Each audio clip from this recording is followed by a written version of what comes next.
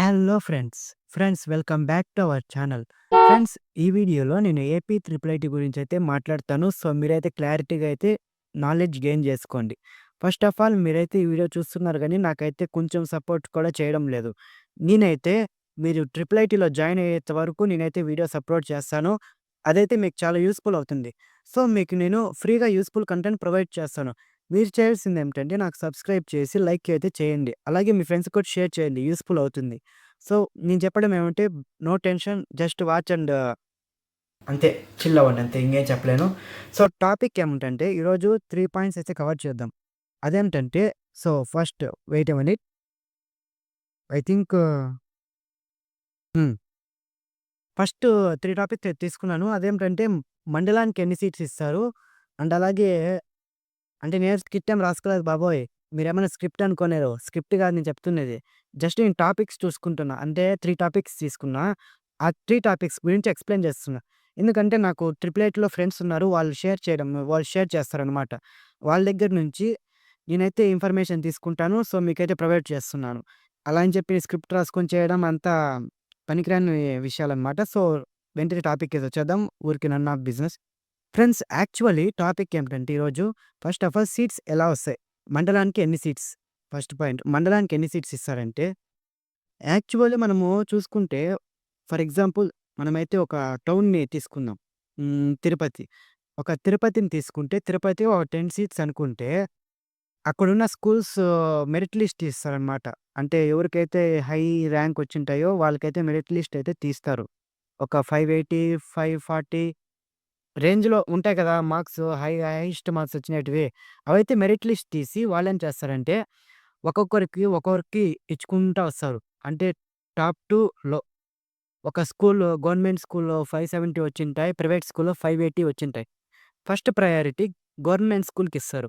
అలాగే second priority ప్రైవేట్‌కిస్తారు. So, both అంటే గవర్నమెంట్ అండ్ ప్రైవేట్ ఇద్దరికైతే ఖచ్చితంగా సీట్ అయితే అలాట్‌మెంట్ ఉంటుంది.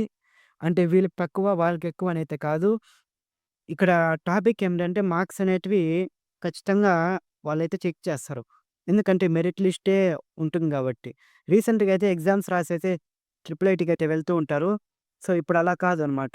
ఇప్పుడేం చేస్తారంటే ఎగ్జామ్స్ అవన్నీ ఏముండవు కాబట్టి మెరిట్ లిస్ట్ అయితే తీసి క్యాస్ట్ వైస్ అయితే మీకు సీట్ అలాట్‌మెంట్ ఇస్తారు.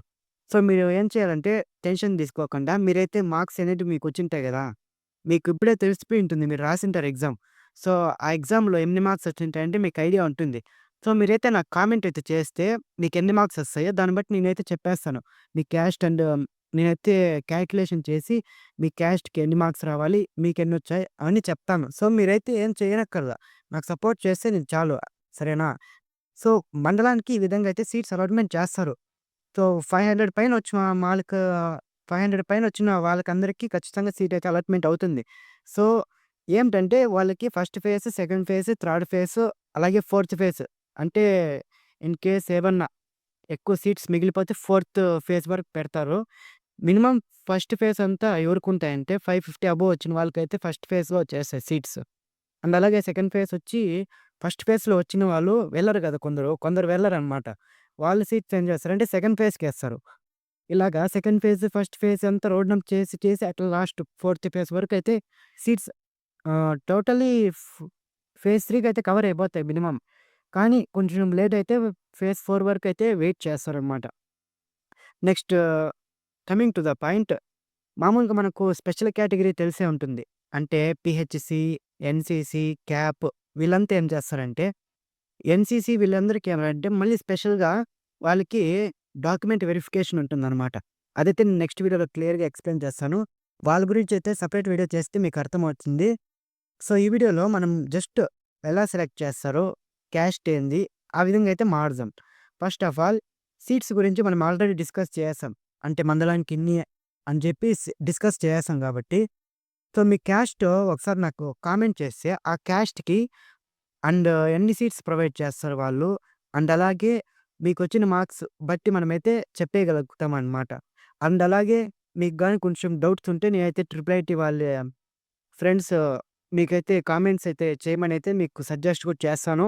అండ్ అలాగే నాకు 50 సబ్స్క్రైబర్స్ లేరు. 50 సబ్స్క్రైబర్స్ అన్నా దాటితే లైవ్ వీడియో చేయగలుగుతా. లైవ్ వీడియోలో ఏమిరా అంటే నేను ట్రిపుల్ ఐటీ వాళ్ళనైతే పిలిపిచ్చి మీతో మాట్లాడిచ్చేదానికైతే ఛాన్సెస్ ఉంటుంది.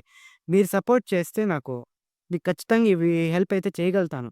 సో, మీరైతే సపోర్ట్ చేయడం లేదు. 50 సబ్‌స్క్రైబర్స్ కూడా లేరు. నేను జస్ట్ ఇప్పుడే స్టార్ట్ ఏపిచ్చాననమాట ఛానెల్‌ని.